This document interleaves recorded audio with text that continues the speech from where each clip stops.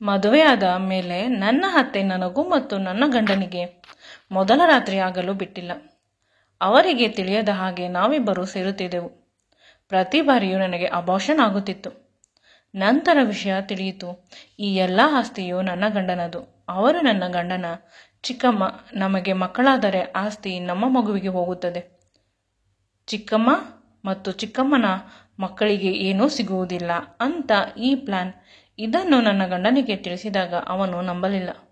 ಕೊನೆಗೆ ಗಂಡನಿಗೆ ಈ ವಿಷಯ ತಿಳಿಯುವಂತೆ ಮಾಡಿದೆ. ಅದು ಹೇಗೆಂದರೆ, ನನ್ನ ಹೆಸರು ಸವಿತಾ. ಅಪ್ಪ ಅಮ್ಮನ ಮುದ್ದಿನ ಮಗಳು. ತುಂಬ ಪ್ರೀತಿಯಿಂದ ಸಾಕಿದರು.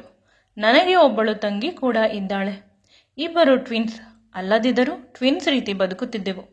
ತುಂಬ ಅನ್ಯೋನ್ಯವಾಗಿ ಇದ್ದೆವು. ನಮ್ಮ ಮನೆಯಲ್ಲಿ ಯಾವುದೇ ಸಮಸ್ಯೆಗಳು ಇರಲಿಲ್ಲ.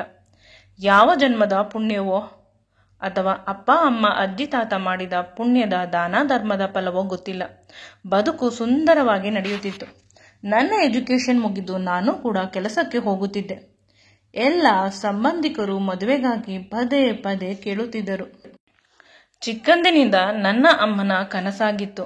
ಅಮ್ಮ ಮಿಡ್ಲ್ ಕ್ಲಾಸ್ ಫ್ಯಾಮಿಲಿಯ ಬದುಕನ್ನು ಚೆನ್ನಾಗಿ ಬದುಕುತ್ತಿರುವುದರಿಂದ ಅವರು ಸುಂದರವಾದ ಬದುಕು ಇರುವುದು. ಶ್ರೀಮಂತರ ಮನೆಯಲ್ಲಿ ನಾವು ಇಷ್ಟು ಕಡಿಮೆ ದುಡ್ಡನ್ನಲ್ಲಿ ಇಷ್ಟು ನೆಮ್ಮದಿಯಾಗಿದ್ದೇವೆ. ಶ್ರೀಮಂತರು ಇನ್ನೆಷ್ಟು ಖುಷಿಯಾಗಿರಬಹುದು. ಕೋಟಿಗಟ್ಟಲೆ ದುಡ್ಡು ಇದ್ದರೆ ನಾವು ಇನ್ನೂ ಖುಷಿಯಾಗಿ ಇರುತ್ತಿದ್ದೆವು ಅನ್ನುವ ಆಸೆ ಅಮ್ಮನದು. ಅಪ್ಪ ಯಾವಾಗಲೂ ನಿನಗೆ ದುರಾಸೆ ಜಾಸ್ತಿ, ಆಸೆಗೆ ಇದ್ದಷ್ಟು ಕಾಲು ಚಾಚಬೇಕು ಅಂತ ಪ್ರೀತಿಯಿಂದ ಹೇಳುತ್ತಿದ್ದರು. ಆದರೆ ಅಮ್ಮ ಈ ಮಾತುಗಳನ್ನು ಕೇಳುತ್ತಿರಲಿಲ್ಲ. ಶಾಸ್ತ್ರ, ಸಂಪ್ರದಾಯ, ಪ್ರೀತಿ, ವಿಶ್ವಾಸದಿಂದ ಬದುಕುವ ಒಳ್ಳೆಯ ಸಂಬಂಧಗಳು ಬಂದರೂ ಕೂಡ ಅಮ್ಮ ರಿಜೆಕ್ಟ್ ಮಾಡಿದಳು. ಅಪ್ಪ ಕೈ ಮುಗಿದು ಕೇಳಿಕೊಂಡರು ಕೂಡ. ಅಮ್ಮ ಅಪ್ಪನ ಜೊತೆ ತುಂಬಾ ಕಠೋರವಾಗಿ ಮಾತನಾಡುತ್ತಿದ್ದರು.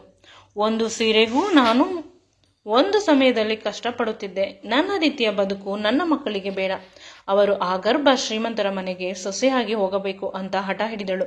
ನಾನು ಕೂಡ ಅಮ್ಮನ ಹತ್ತಿರ ಪ್ರೀತಿಯ ಧ್ವನಿಯಿಂದ ಹೇಳಿದೆ, ಅಮ್ಮ, ದಯವಿಟ್ಟು ನನಗೆ ಶ್ರೀಮಂತರು ಬೇಡ. ಹುಡುಗ ನನ್ನನ್ನು ತುಂಬ ಪ್ರೀತಿಸಬೇಕು. ನಾನು ದುಡಿಯುತ್ತೇನೆ, ಅವನು ದುಡಿಯುತ್ತಾನೆ. ನೆಮ್ಮದಿಯಾಗಿ ಬದುಕುತ್ತೇವೆ. ನೀನು ಚೆನ್ನಾಗಿ ಓದಿಸಿದ್ದೀಯಾ. ನಮ್ಮನ್ನು ಮತ್ತೆ ಏಕೆ ಪದೇ ಪದೇ ದುಡ್ಡಿನ ವಿಷಯಕ್ಕೆ ರಂಪ ಮಾಡುತ್ತೀಯಾ? ನನ್ನ ಮದುವೆ ವಿಷಯ ಬಂದ ಮೇಲೆ ಮನೆಯಲ್ಲಿ ಪ್ರತಿದಿನ ಜಗಳ ಅಂತ ಬೇಸರ ಮಾಡಿಕೊಳ್ಳುತ್ತಿದ್ದೆ. ಇತ್ತೀಚೆಗೆ ಅಮ್ಮನ ಜೊತೆ ತುಂಬ ಮಾತನಾಡಲು ಕೂಡ ದುಃಖವಾಗುತ್ತದೆ. ಏಕೆಂದರೆ ಯಾವಾಗಲೂ ತುಂಬ ಕಿರಿಕಿರಿ ಮಾಡುತ್ತಾಳೆ. ನಿಧಾನವಾಗಿ ಯೋಚಿಸಿದಾಗ ಅರ್ಥವಾಯಿತು, ಅಮ್ಮ ನಮ್ಮ ಮೇಲೆ ಓವರ್ ಪ್ರೊಟೆಕ್ಟಿವ್. ಮಕ್ಕಳು ತುಂಬ ಚೆನ್ನಾಗಿರಬೇಕು, ಸ್ವಲ್ಪ ಕೂಡ ಸಮಸ್ಯೆ ಆಗಬಾರದು ಅಂತ. ಈಗಿನ ಅಮ್ಮಂದಿರು ಅಂದುಕೊಳ್ಳುವುದು ಅದೊಂದೇ ವಿಷಯ ಅಲ್ಲವೇ? ದುಡ್ಡಿದರೆ ಮಕ್ಕಳು ಚಂದ ಬದುಕುತ್ತಾರೆ ಅಂತ. ನನ್ನ ಅಮ್ಮ ಕೂಡ ಅದೇ ರೀತಿ ಯೋಚನೆ ಮಾಡುತ್ತಿದ್ದಾಳೆ. ನಾನು ಏಕೆ ಅವಳ ಬಗ್ಗೆ ತಪ್ಪಾಗಿ ಅರ್ಥ ಮಾಡಿಕೊಳ್ಳುತ್ತಿದ್ದೇನೆ ಅಂತ ದುಃಖಪಟ್ಟೆ. ಅಮ್ಮನನ್ನು ಬಾಚಿ ತಬ್ಬಿಕೊಂಡೆ. ಪ್ರೀತಿಯ ಮುತ್ತನ್ನು ಕೊಟ್ಟು ಐ ಲವ್ ಯು ಅಂತ ಹೇಳಿದೆ. ಅಮ್ಮ ನನ್ನ ಹಣೆಗೆ ಮುತ್ತು ಕೊಟ್ಟು ಅವಳ ಕೈಯಲ್ಲಿದ್ದ ಹುಡುಗನ ಫೋಟೋವನ್ನು ತೋರಿಸಿದಳು. ಅವನ ಮುಖ ನೋಡಿದ ತಕ್ಷಣ ನನಗೆ ತುಂಬಾ ಖುಷಿಯಾಯಿತು. ಇವನು ನಮ್ಮ ಸ್ಕೂಲಿನಲ್ಲಿ ಓದಿದ್ದು. ನನ್ನ ಸೀನಿಯರ್ ಹರ್ಷ. ತುಂಬಾ ಶ್ರೀಮಂತ, ರ್ಯಾಂಕ್ ಸ್ಟೂಡೆಂಟ್. ಅವನಷ್ಟು ಒಳ್ಳೆಯ ಹುಡುಗ ಇಡೀ ಕಾಲೇಜಿನಲ್ಲಿ ಆಗಲಿ ಸ್ಕೂಲಿನಲ್ಲಿ ಆಗಲಿ ಇರಲಿಲ್ಲ. ಕಾಲೇಜಿನಲ್ಲೂ ಕೂಡ ಅವನು ನನ್ನ ಸೀನಿಯರ್. ತುಂಬಾ ಸಲ ಸಹಾಯ ಮಾಡಿದ್ದಾನೆ. ಅವನನ್ನು ನೋಡಿದರೆ ನೋಡುತ್ತಲೇ ಇರಬೇಕು ಅಂತ ಅನಿಸುತ್ತಿತ್ತು. ನಿನ್ನ ಕಾಲೇಜು ಸ್ಕೂಲಿನಲ್ಲಿ ನಿನಗೆ ಸೀನಿಯರ್ ಅಂತೆ. ನೀನು ಒಪ್ಪಿಗೆ ಕೊಟ್ಟರೆ ವಿಷಯವನ್ನು ಮುಂದುವರಿಸುತ್ತೇವೆ. ಮೊದಲಿನಿಂದಲೂ ಇಷ್ಟವಿತ್ತು. ಆದರೆ ನಾವು ಬಡವರು, ಆತ ತುಂಬಾ ಶ್ರೀಮಂತರು ಅಂತ ಸುಮ್ಮನಾಗಿದ್ದೆ. ಮನೆ ಬಾಗಿಲಿಗೆ ಅದೃಷ್ಟ ಬಂದರೆ ನಾನೇಗೆ ತಳ್ಳಲಿ ಅಲ್ಲವೇ? ಮಾರನೇ ದಿನ ಹರ್ಷ ಮತ್ತು ಅವರ ಮನೆಯವರು ಬಂದು ಹೆಣ್ಣು ನೋಡುವ ಶಾಸ್ತ್ರವನ್ನು ಮುಗಿಸಿದರು. ಎಲ್ಲರಿಗೂ ಕೂಡ ನಾನೆಂದರೆ ತುಂಬಾ ಇಷ್ಟವಾಯಿತು. ಹರ್ಷ ನನ್ನ ಜೊತೆ ಮಾತನಾಡಬೇಕು ಅಂತ ರೂಮ್ಗೆ ಕರೆದುಕೊಂಡು ಬಂದ. ನನ್ನ ಕೈಯನ್ನು ಹಿಡಿದುಕೊಂಡು ನನಗೆ ತುಂಬಾ ನಾಚಿಕೆ. ಬಗ್ಗಿಸಿದ ತಲೆಯನ್ನು ಮೇಲೆತ್ತಲಿಲ್ಲ. ನನಗೆ ನೀನೆಂದರೆ ತುಂಬಾ ಇಷ್ಟ. ಕಾಲೇಜ್ ದಿನಗಳಿಂದಲೂ ಕೂಡ ಇತ್ತು. ಸರಿಯಾದ ಸಮಯ ಬಂದಾಗ ಹೇಳೋಣ ಅಂತ ಸುಮ್ಮನಾಗಿದ್ದೆ. ಪ್ಲೀಸ್ ನನ್ನನ್ನು ಮದುವೆ ಆಗುತ್ತೀಯಾ ಅಂತ ತುಂಬಾ ದಯಾನಕ ಮುಖದಿಂದ ಮಂಡಿ ಊರಿ ಕೆಳಗೆ ಕುಳಿತು ನನ್ನ ಕೈಯನ್ನು ಹಿಡಿದುಕೊಂಡು ಪ್ರಪೋಸ್ ಮಾಡಿದ. ಇದು ಮೊದಲ ಬಾರಿ, ಆದರೂ ಕೂಡ ತುಂಬಾ ಸುಂದರವಾಗಿತ್ತು. ನಾನು ಕೂಡ ಹೌದು ಅಂತ ತಲೆ ಅಲ್ಲಾಡಿಸಿದೆ. ಅಲ್ಲೇ ಅವರು ನನಗೆ ಡೈಮಂಡ್ ರಿಂಗ್ ಅನ್ನು ತೊಡಿಸಿದರು. ನನ್ನ ಹಣೆಗೆ ಮುತ್ತನ್ನು ಕೊಟ್ಟು ಬಾಯ್ ಮಾಡಿ ಅವರ ಮನೆಯವರ ಜೊತೆ ಹೊರಟು ಹೋದರು. ಅವರೆಲ್ಲ ಹೋದ ಮೇಲೆ ಅಮ್ಮ, ತಂಗಿ, ಅಪ್ಪ ನನ್ನ ಕೈಯನ್ನು ನೋಡಿ ಖುಷಿಪಟ್ಟರು. Diamond ring? ಮೊದಲ ಬಾರಿ ನೋಡಿದ ತಕ್ಷಣ ಡೈಮಂಡ್ ರಿಂಗ್ ಅನ್ನು ಕೊಟ್ಟಿದ್ದಾನೆ. ನನ್ನ ಮಗಳನ್ನು ರಾಣಿಯ ರೀತಿ ತಲೆ ಮೇಲೆ ಇಟ್ಟುಕೊಂಡು ಸಾಕುತ್ತಾನೆ. ಇವನಿಗೆ ನಾನು ಚಿರಋಣಿ ಅಂತ ಅಮ್ಮ ಕಣ್ಣೀರನ್ನು ಹಾಕಿದಳು. ಅವಳ ಪ್ರೀತಿ ನನಗೆ ಈಗ ಅರ್ಥವಾಗುತ್ತಿದೆ. ತಾಯಿ ಎಂದರೆ ತಾಯಿಯೇ ಅಲ್ಲವೇ? ಮದುವೆಯನ್ನು ಕೂಡ ತುಂಬಾ ಅದ್ದೂರಿಯಾಗಿ ಮಾಡಿಕೊಂಡರು. ಎಂಗೇಜ್ಮೆಂಟ್ ಆದರೂ ನಾವು ಮಾಡಿಕೊಳ್ಳುತ್ತೇವೆ ಅಂತ ಅಪ್ಪ ಅಮ್ಮ ಗಲಾಟೆ ಮಾಡಿದರೆ ಅವರು ಒಪ್ಪಲಿಲ್ಲ. ಎಂಗೇಜ್ಮೆಂಟ್ ಕೂಡ ನಾವೇ ಮಾಡಿಕೊಳ್ಳುತ್ತೇವೆ. ನಮ್ಮ ಹತ್ತಿರ ತುಂಬಾ ಆಸ್ತಿ ಐಶ್ವರ್ಯ ದೇವರು ಕೊಟ್ಟಂತೆ ಇದೆ ಅಂತ ಅವರ ಅಮ್ಮ ಒಪ್ಪಲಿಲ್ಲ. ಮದುವೆ, ಅದಕ್ಕೆ ನಾನು ಹಾಕಿಕೊಳ್ಳುವ ಬಟ್ಟೆಗಳು ಒಡವೆಗಳು ಎಲ್ಲ ಅವರದೇ. ಮೇಕಪ್ ಮಾಡುವವರನ್ನು ಕೂಡ ಅವರೇ ಕರೆಸಿದರು. ಊರಿಗೆ ಊರೇ ನನ್ನ ಅದೃಷ್ಟವನ್ನು ನೆನೆದು ಖುಷಿಪಟ್ಟರು. ತುಂಬ ನಂಟರುಗಳು ಪರದಾಡುತ್ತಿದ್ದರು. ಇಷ್ಟು ಒಳ್ಳೆಯ ಸಂಬಂಧ ಹೇಗೆ ಸಿಕ್ಕಿತು ಅಂತ. ಇದರ ಮಧ್ಯೆ ನಾನು ಹರ್ಷ ಅವರ ಮನೆ ತಲುಪಿದೆ. ಇದೇ ರೀತಿ ಬದುಕು ನನಗೆ ಸಿಗುತ್ತದೆ ಅಂತ ನಂಬಿಕೆ ಇರಲಿಲ್ಲ. ಆದರೆ ಅಮ್ಮನಿಗೆ ನಂಬಿಕೆ ಇತ್ತು. ಅವಳ ನಂಬಿಕೆ ಇಂದು ನನ್ನನ್ನು ಹರ್ಷ ಅವರ ಜೊತೆ ಇರುವಂತೆ ಮಾಡಿದೆ. ಎಲ್ಲರೂ ನನ್ನನ್ನು ತುಂಬಾ ಪ್ರೀತಿಯಿಂದ ನೋಡಿಕೊಂಡರು. ನಾನು ತುಂಬಾ ಸುಂದರವಾಗಿ ಕಾಣುತ್ತಿದ್ದೆ. ನನ್ನ ಸೌಂದರ್ಯದ ಬಗ್ಗೆ ತುಂಬಾ ಮಾತುಗಳನ್ನು ಆಡುತ್ತಿದ್ದರು. ಎಲ್ಲ ಸರಿ ಹೋಗುತ್ತದೆ, ಇನ್ನು ಬದುಕಿನಲ್ಲಿ ಯಾವುದೇ ಕಷ್ಟವಿಲ್ಲ. ಅಪ್ಪ ಅಮ್ಮನಿಗೆ ಚಂದದ ಮನೆ ಕೊಡಿಸಬೇಕು ಹರ್ಷ ಅವರಿಗೆ ಹೇಳಿ ಅಂತ ಅಂದುಕೊಂಡೆ. ಮೊದಲ ರಾತ್ರಿ ತುಂಬಾ ದಿನಗಳಿಂದ ಕಾಯುತ್ತಿದ್ದೆ. ನನ್ನ ಪ್ರೀತಿಯ ಗಂಡನಿಗಾಗಿ ನಾನು ಕಾದು ಕುಳಿತೆ. ಹರ್ಷ ಅವರು ಬಂದ ತಕ್ಷಣ ನನ್ನ ಎದೆ ಬಡಿತ ಜಾಸ್ತಿ ಆಯಿತು. ನಾನು ಸಡನ್ ಆಗಿ ಮೇಲೆ ಎದ್ದು ನಿಂತೆ. ನಾಚಿಕೆಯಿಂದ ನನ್ನ ಮುಖ ಇನ್ನೂ ಕೆಂಪಾಯಿತು. ಬಗ್ಗಿಸಿದ ತಲೆಯನ್ನು ಮೇಲೆತ್ತಲಿಲ್ಲ. ಹಾಸಿಗೆ ಮೇಲೆ ಕೂರಿಸಿಕೊಂಡು ಸ್ವಲ್ಪ ಹೊತ್ತು ಮಾತನಾಡಿದರು. ಒಬ್ಬರಿಗೆ ಒಬ್ಬರು ಮೈಕೈ ಮುಟ್ಟಿಕೊಂಡು ಮಾತನಾಡಲು ಶುರು ಮಾಡಿದೆವು. ನಮ್ಮ ಸ್ಕೂಲ್ ಮತ್ತು ಕಾಲೇಜ್ ಡೇಸ್, ಆಗ ನಾವಿಬ್ಬರು ಇದ್ದ ರೀತಿ, ಇದೆಲ್ಲವನ್ನು ನೆನೆದು ಇಬ್ಬರು ಮಕ್ಕಳಾದೆವು. ನಂತರ ಅವರು ನನ್ನ ಕೈಗೆ ಮುತ್ತು ಕೊಟ್ಟರು. ನನಗೆ ಅದು ಸರಿಯಾಗಿ ತಿಳಿಯಲಿಲ್ಲ. ನಂತರ ನನ್ನ ಹಣೆಗೆ ಕೆನ್ನೆಗೆ ಮುತ್ತುಗಳನ್ನು ಕೊಡಲು ಆರಂಭಿಸಿದರು. ಈಗ ಅರ್ಥವಾಯಿತು. ನನಗೆ ಕಂಫರ್ಟ್ನೆಸ್ ಬರಲಿ ಅಂತ ಈ ರೀತಿ ಸ್ವಲ್ಪ ಸಮಯ ಕಳೆದರು ಅಂತ ಅನಿಸಿತು. ನಂತರ ನನ್ನ ತುಟಿಗಳಿಗೆ ಮುತ್ತು ಕೊಡಲು ಬಂದರು. ನಾನು ಸಂಪೂರ್ಣವಾಗಿ ಕಣ್ಣು ಮುಚ್ಚಿಕೊಂಡು ಕಾದೆ. ಆದರೆ ಯಾರೋ ಬಾಗಿಲನ್ನು ಜೋರಾಗಿ ತಟ್ಟುತ್ತಾ ಇದ್ದಾರೆ. ಇಬ್ಬರಿಗೂ ಒಂದು ರೀತಿ ಡಿಸ್ಕಂಫರ್ಟ್ ಆಯಿತು. ಅವರ ತಂಗಿ ಅಂತ ತಿಳಿದು ಭಯದಿಂದ ಇಬ್ಬರು ಓಡಿ ಹೋಗಿ ನೋಡಿದರೆ ಅವಳು ಅಳುತ್ತಿದ್ದಾಳೆ. ಅಮ್ಮ ಅಮ್ಮ ಅಂತ. ಅತ್ತೆ ರೂಮಿಗೆ ಹೋಗಿ ನೋಡಿದಾಗ ಅತ್ತೆ ಬಾತ್ರೂಮಿನಲ್ಲಿ ಕೆಳಗೆ ಬಿದ್ದು ಬಿಟ್ಟಿದ್ದಾರೆ. ಅವರು ತುಂಬಾ ದಪ್ಪ ಇರುವುದರಿಂದ ಮೇಲೆ ಹೇಳಲು ಆಗುತ್ತಿಲ್ಲ. ಅವರ ಇನ್ನೊಬ್ಬ ತಂಗಿ ಸಹಾಯ ಮಾಡುತ್ತಿದ್ದಾಳೆ, ಆಗುತ್ತಿಲ್ಲ. ನಂತರ ನನ್ನ ಗಂಡ ವಾಚ್ಮೆನ್ ಡ್ರೈವರ್ ಅನ್ನು ಕರೆದು ಅವರನ್ನು ನಿಧಾನವಾಗಿ ಹಾಸಿಗೆ ಮೇಲೆ ಮಲಗಿಸಿದರು. ನಾನು ಅಷ್ಟರಲ್ಲಿ ಡಾಕ್ಟರಿಗೆ ಫೋನ್ ಮಾಡಿ ಡಾಕ್ಟರ್ ಅನ್ನು ಕರೆಸಿದೆ. ಡಾಕ್ಟರ್ ಬಂದು ಪರೀಕ್ಷೆ ಮಾಡಿ ಏನೂ ಆಗಿಲ್ಲ, BP ಲೋ ಆಗಿದ್ದಕ್ಕೆ ಕೆಳಗೆ ಬಿದ್ದಿದ್ದಾರೆ, ಚೆನ್ನಾಗಿ ನೋಡಿಕೊಳ್ಳಿ ಅಂತ ಹೇಳಿ ಮಾತ್ರೆಗಳನ್ನು ಬರೆದುಕೊಟ್ಟು ಹೋದರು. ನಂತರ ರಾತ್ರಿ ಎಲ್ಲರೂ ಕೂಡ ಅತ್ತೆಯನ್ನು ನೋಡಿಕೊಳ್ಳುತ್ತಿದ್ದೆವು. ನನ್ನ ಗಂಡ ಬಲವಂತ ಮಾಡಿ ನನ್ನನ್ನು ಮಲಗಲು ಹೇಳಿದರು. ಇಬ್ಬರು ನಿದ್ದೆಗೆಟ್ಟರೆ ನಾಳೆ ಯಾರು ನೋಡಿಕೊಳ್ಳುತ್ತಾರೆ? ನಾನು ರಾತ್ರಿ ಹೊತ್ತು ನೋಡಿಕೊಳ್ಳುತ್ತೇನೆ, ಆಫೀಸ್ ವರ್ಕ್ ಮಾಡಬೇಕು, ಇಲ್ಲೇ ಮಾಡಿಕೊಳ್ಳುತ್ತೇನೆ ಲ್ಯಾಪ್ಟಾಪಲ್ಲಿ, ನೀವೆಲ್ಲ ಮಲಗಿ ಅಂತ ಕಳಿಸಿದರು. ಬೆಳಿಗ್ಗೆ ಎದ್ದ ಮೇಲೆ ಎಲ್ಲರೂ ನೋಡಿಕೊಳ್ಳಿ ಅಮ್ಮನನ್ನು ಅಂತ. ಇಷ್ಟವಿಲ್ಲದ ಮನಸ್ಸಿನಿಂದ ಬಂದೆ, ಏಕೆಂದರೆ ನನಗೆ ತುಂಬ ಕಷ್ಟವಾಗುತ್ತಿತ್ತು. ಮೊದಲ ರಾತ್ರಿ ಈ ರೀತಿ ಆಯಿತು ಅಂತ ಬೇಸರ ಮಾಡಿಕೊಳ್ಳುವುದನ್ನು ಬಿಟ್ಟು ಇನ್ನೇನು ಮಾಡುವ ಪರಿಸ್ಥಿತಿಯಲ್ಲಿ ಇರಲಿಲ್ಲ. ನನ್ನ ಅತ್ತೆ ಹುಷಾರಾಗಲು ತಿಂಗಳುಗಳೇ ಬೇಕಾಯಿತು. ಅಲ್ಲಿಯವರೆಗೂ ಅವರು ಅದೇ ರೂಮಲ್ಲಿ ರಾತ್ರಿ ಕಳೆಯುತ್ತಿದ್ದರು. ಹಗಲಿನಲ್ಲಿ ನಾನು ನೋಡಿಕೊಳ್ಳುತ್ತಿದ್ದೆ. ಅವರು ನಿದ್ರಿಸುತ್ತಿದ್ದರು. ಇನ್ನು ನಮ್ಮಿಬ್ಬರ ಮೊದಲ ರಾತ್ರಿ ನಡೆದಿಲ್ಲ. ಒಮ್ಮೊಮ್ಮೆ ಅನಿಸುತ್ತದೆ ಅತ್ತೆ ಒಂದು ಬಾರಿ ಕೆಳಗೆ ಬಿದ್ದರೂ ಅಷ್ಟೇ.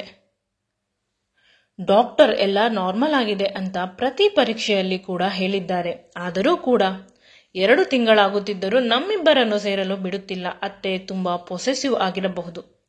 ನನ್ನ ಗಂಡನನ್ನು ಕಂಡು ಅಂತ. ಒಬ್ಬನೇ ಮಗ ಅಲ್ಲವೇ? ಅದಕ್ಕೆ ಒಂದು ಪ್ಲಾನ್ ಮಾಡಿದೆ. ನನ್ನ ಅಪ್ಪ ಅಮ್ಮನನ್ನು ಕರೆದು ಅತ್ತೆಯನ್ನು ಕುಲದೇವರಿಗೆ ಕರೆದುಕೊಂಡು ಹೋಗಲು ತಿಳಿಸಿದೆ. ಅವರು ಅದೇ ರೀತಿ ಮಾಡಿದರು. ಅಂದು ನಾನು ಮತ್ತು ನನ್ನ ಗಂಡ ಆನಂತರ ಬರುತ್ತೇವೆ, ಮೊದಲು ನೀವು ಹೋಗಿ ಅವರು ಆಫೀಸ್ನಿಂದ ಬರಲಿ ಅಂತ ಹೇಳಿದೆ. ಅತ್ತೆಯ ಹತ್ತಿರ ಆದರೆ ನಾವಿಬ್ಬರು ಹೋಗುವ ಪ್ಲಾನ್ ಇರಲಿಲ್ಲ.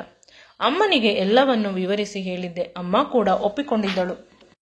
ಇಂದು ನಾನು ಕೆಲಸದವರಿಗೆ ಬೇಗ ರಜೆ ಕೊಟ್ಟು ಕಳಿಸಿಬಿಟ್ಟೆ. ನಾವೆಲ್ಲ ಹೊರಗಡೆ ಹೋಗುತ್ತೇವೆ ಅಂತ. ನನ್ನ ಗಂಡನಿಗೆ ಅರ್ಜೆಂಟ್, ಬೇಗ ಮನೆಗೆ ಬರಬೇಕು ಅಂತ ಮೆಸೇಜ್ ಹಾಕಿದೆ. ಫೋನ್ ಮಾಡಿದರೆ ಫೋನ್ ಎತ್ತಲಿಲ್ಲ. ನಂತರ ತುಂಬ ಗ್ಲ್ಯಾಮರ್ ಆಗಿ ರೆಡಿಯಾದೆ. ಬ್ಲ್ಯಾಕ್ ಕಲರ್ ಸ್ಯಾರಿ, ಅದನ್ನು ತುಂಬ ಟೈಟ್ ಆಗಿ ಹುಟ್ಟಿದ್ದೆ. ರೂಮನ್ನು ಮೊದಲ ರಾತ್ರಿಗೆ ಹೇಗೆ ಬೇಕೋ ಅದೇ ರೀತಿ ಅಲಂಕಾರ ಮಾಡಿದ್ದೆ. ಅಮ್ಮ ಪುರೋಹಿತರ ಹತ್ತಿರ ಸಮಯವನ್ನು ಕೇಳಿದಳು. ಇಂದು ರಾತ್ರಿ ಪ್ರಶಸ್ತವಾಗಿದೆ. ಮೊದಲ ರಾತ್ರಿಗೆ ಇದು ಬಿಟ್ಟರೆ ಇನ್ನು 2 ತಿಂಗಳು ಒಳ್ಳೆಯ ಸಮಯ. ಇವರಿಬ್ಬರ ಜಾತಕಕ್ಕೆ ಬರುವುದಿಲ್ಲ ಅಂತ ಹೇಳಿದ್ದರಿಂದ ಹಿಂದೆ ಈ ರಿಸ್ಕ್ ಮಾಡಬೇಕಾಗಿತ್ತು. ಅವರು ಓಡೋಡಿ ಬಂದರು. ಮನೆಯಲ್ಲಿ ಯಾರೂ ಇಲ್ಲದೆ ಕತ್ತಲೆಯಿತ್ತು. ಅವರ ಮುಖದಲ್ಲಿದ್ದ ಗಾಬರಿಯನ್ನು ನೋಡಿ ನಾನು ಜೋರಾಗಿ ನಕ್ಕಿದೆ.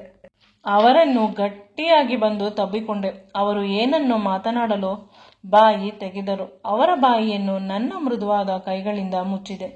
ನಂತರ ರೂಮಿಗೆ ಕರೆದುಕೊಂಡು ಹೋದೆ. ಆಗ ಅವರಿಗೆ ಅಲ್ಲಿ ಇದ್ದ ಡೆಕೋರೇಷನ್ ನೋಡಿ ಅರ್ಥವಾಯಿತು. ನಂತರ ಇಬ್ಬರೂ ತುಂಬಾ ದಿನಗಳಿಂದ ಕಾದಿದ್ದ ಕ್ಷಣ ಬಂದ ಖುಷಿಯಲ್ಲಿ ಒಂದಾದೆವು. ನಮ್ಮಿಬ್ಬರ ಮೊದಲ ರಾತ್ರಿ ಇಂದು ನಡೆದು ಹೋಯಿತು. ಎಲ್ಲ ಸರಿ ಹೋಯಿತು ಅಂತ ಅಂದುಕೊಂಡರೆ ಬೆಳಿಗ್ಗೆ ಅತ್ತೆ ಬಹಳ ಬೇಗ ಬಂದರು. ಬಂದ ನಂತರ ಅವರ ಮುಖ ಮೊದಲಿನ ರೀತಿ ಇರಲಿಲ್ಲ. ತುಂಬಾ ಡಲ್ ಆಗಿ ಇದ್ದರು. ಪ್ರಯಾಣದ ಆಯಾಸ ಇರಬೇಕು ಅಂತ ಅಂದುಕೊಂಡೆ. ನಂತರ ನನ್ನ ಗಂಡನನ್ನು ಅವರು ಕಟ್ಟಿ ಹಾಕಲು ಸಾಧ್ಯವಾಗುತ್ತಿರಲಿಲ್ಲ. ನನ್ನ ಹತ್ತಿರ ರಾತ್ರಿ ಆದ ತಕ್ಷಣ ಬಂದು ಬಿಡುತ್ತಿದ್ದರು. ಆದರೂ ಅತ್ತೆ ಪ್ರತಿ ಬಾರಿ ಅವರನ್ನು ನನ್ನಿಂದ ದೂರ ಮಾಡಲು ಪ್ರಯತ್ನಿಸುತ್ತಿದ್ದರು.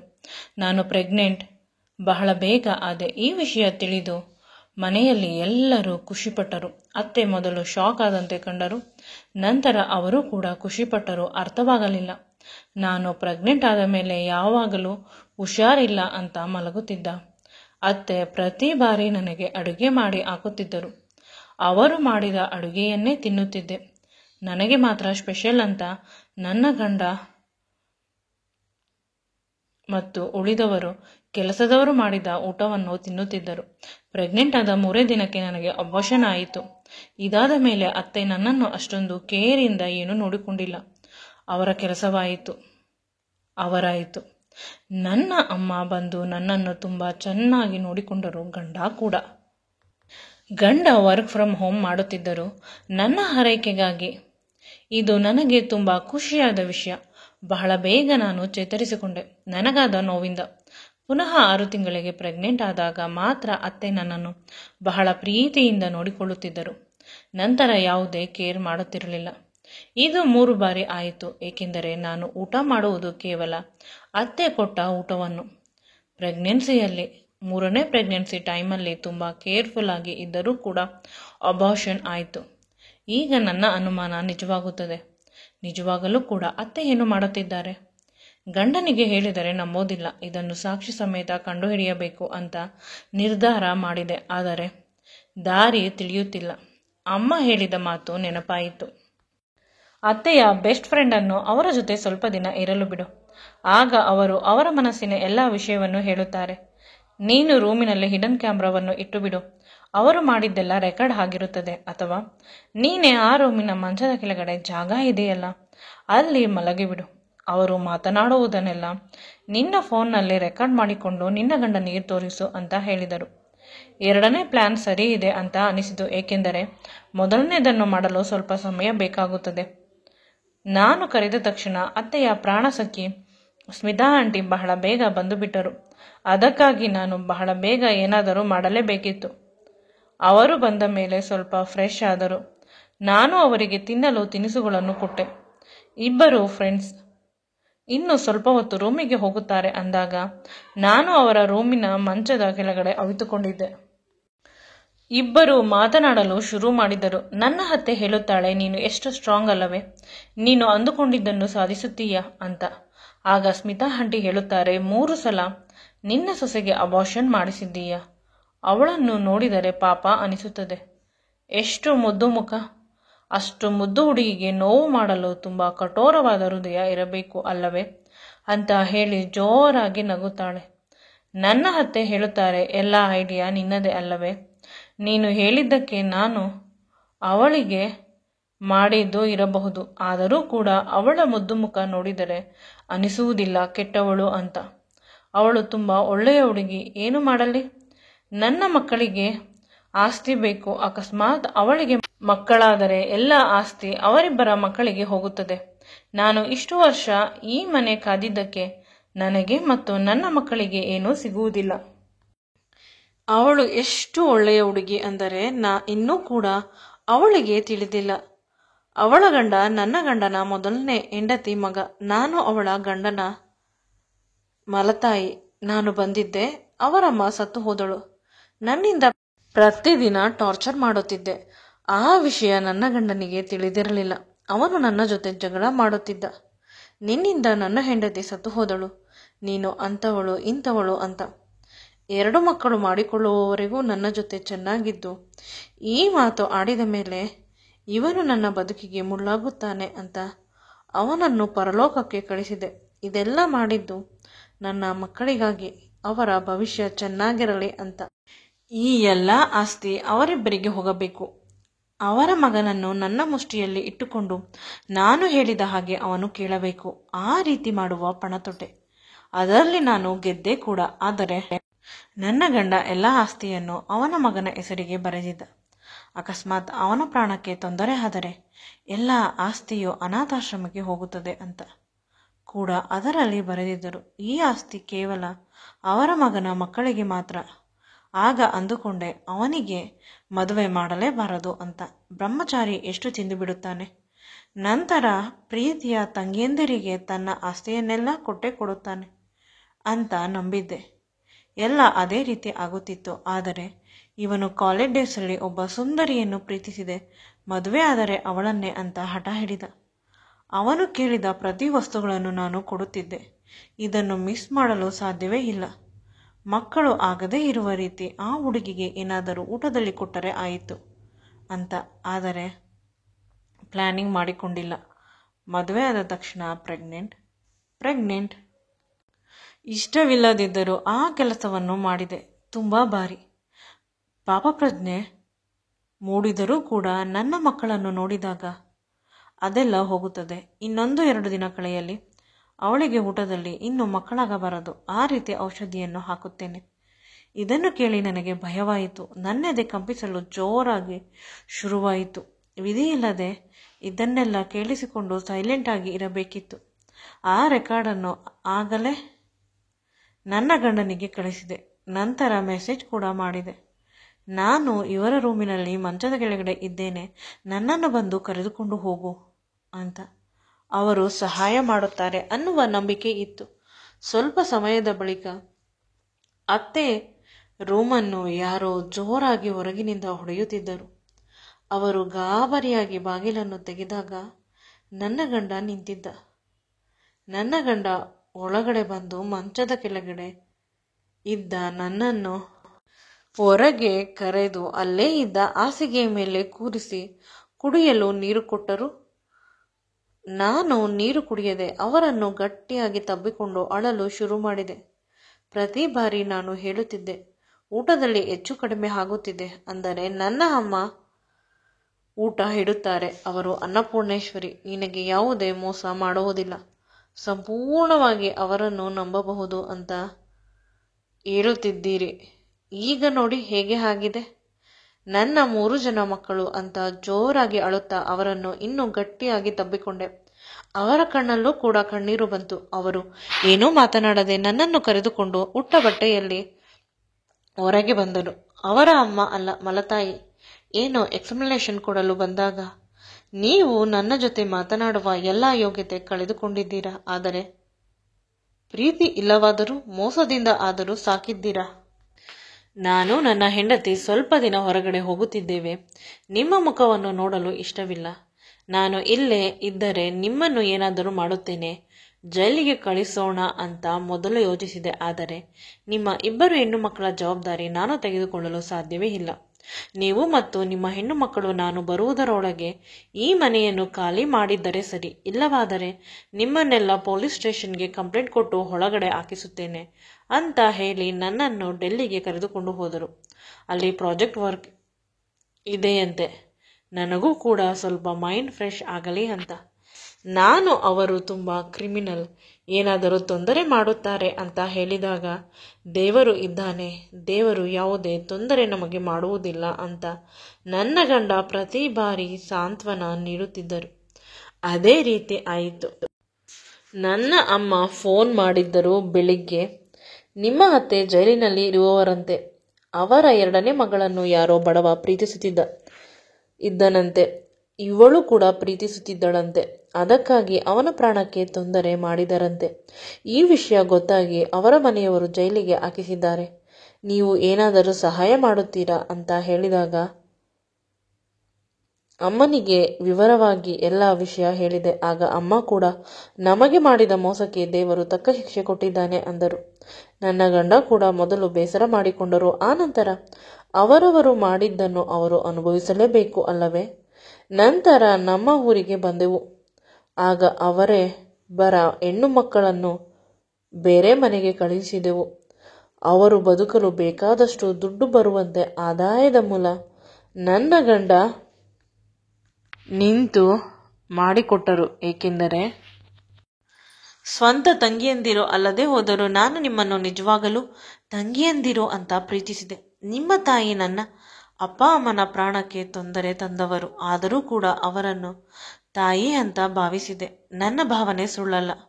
ಅದಕ್ಕಾದರೂ ನನ್ನ ಪಾಲಿನ ಕರ್ತವ್ಯ ಮಾಡುತ್ತಿದ್ದೇನೆ. ನಿಮ್ಮ ಜೀವನಕ್ಕೆ ಬೇಕಾದಷ್ಟು ದುಡ್ಡನ್ನು ಕೊಟ್ಟಿದ್ದೇನೆ. ಮದುವೆಯಾದರೂ ಹಾಗೆ, ಇಲ್ಲವಾದರೆ ಹಾಗೆ ಇದ್ದರೂ ಪರವಾಗಿಲ್ಲ. ನಮ್ಮ ಬದುಕಿನಲ್ಲಿ ಪುನಃ ಬರಬೇಡಿ. ಒಮ್ಮೊಮ್ಮೆ ನೀವಿಬ್ಬರು ಒಳ್ಳೆಯವರು ಇರಬಹುದು ಅಂತ ಅನಿಸುತ್ತದೆ. ಆದರೆ ನಿಮ್ಮ ಮೂಲಕ ನಿಮ್ಮ ಅಮ್ಮ ಕೂಡ ಪುನಃ ಇಲ್ಲಿಗೆ ಬರುತ್ತಾರೆ. ಅವರಿಬ್ಬರ ಅಂಶ ಅಂದ ಮೇಲೆ ಅವರ ಬುದ್ಧಿ ನಿಮಗೆ ಇದ್ದೇ ಇರುತ್ತದೆ. ಒಳಗಡೆ ವಿಷ. ಇನ್ನೂ ಕಷ್ಟಪಡಲು ಸಾಧ್ಯವಿಲ್ಲ ಅಂತ ಇವರು ಕೈಮುಗಿದರು. ಅವರಿಬ್ಬರು ತುಂಬ ಬೇಸರ ಮಾಡಿಕೊಂಡು ಮನೆ ಬಿಟ್ಟು ಹೋದರು. ನಂತರ ಅವರು ಏನಾದರೂ ಅಂತ ತಿಳಿಯುವ ಪ್ರಯತ್ನ ಮಾಡಲಿಲ್ಲ. ಸ್ವಲ್ಪ ದಿನಗಳಿಗೆ ನಾನು ಪುನಃ ಪ್ರೆಗ್ನೆಂಟ್ ಆದೆ. ಈ ಬಾರಿ ಇವರು ತುಂಬ ಕೇರ್ಫುಲ್ ಆಗಿ ನನ್ನನ್ನು ನೋಡಿಕೊಂಡರು. 9 ತಿಂಗಳಿಗೆ ಮುದ್ದಾದ ಹೆಣ್ಣು ಮಗು ಹುಟ್ಟಿದಳು. ಅವಳ ಹೆಸರನ್ನು ಹರ್ಷಿತಾ ಅಂತ ಇಟ್ಟೆ. ಈಗ ನಮ್ಮ ಬದುಕು ಸುಂದರವಾಗಿದೆ. ಚಿಕ್ಕಮ್ಮನಿಗೆ ಬೇಲ್ ಸಿಕ್ಕಿತು. ಆದರೂ ಕೂಡ ಕೋರ್ಟ್ ಕೆಲಸಕ್ಕಾಗಿ ಪರದಾಡುತ್ತಿದ್ದಾರಂತೆ. ಒಂದೇ ಒಂದು ನೆಮ್ಮದಿ ಅಂದರೆ ನನ್ನ ಗಂಡ ನಾನು ಹೇಳಿದ ವಿಷಯವನ್ನು ನಂಬಿ ನನ್ನ ಕಷ್ಟಕ್ಕೆ ಜೊತೆಯಾಗಿ ನಿಂತ. ಈಗ ನಮ್ಮ ಸಂಸಾರ ಚೆನ್ನಾಗಿ ಇದೆ. ಹುಡಿ ಹಿಂಡುವವರು ಯಾರೂ ಇಲ್ಲ. ಎಂದಿಗೂ ಕೂಡ ಸಂಸಾರದಲ್ಲಿ ಸಮಸ್ಯೆಗಳು ಬಾರದೇ ಇರುವ ರೀತಿ ನೋಡಿಕೊಳ್ಳುತ್ತಾನೆ ನನ್ನ ಗಂಡನಿಗೆ ರಕ್ಷಾ ಕವಚವಾಗಿ. ಈ ವಿಡಿಯೋ ನಿಮಗೆ ಇಷ್ಟವಾಗಿದ್ದಲ್ಲಿ ನನ್ನ ಚಾನಲನ್ನು ಲೈಕ್ ಮಾಡಿ, ಶೇರ್ ಮಾಡಿ ಮತ್ತು ಸಬ್ಸ್ಕ್ರೈಬ್ ಮಾಡಿ. Thank you.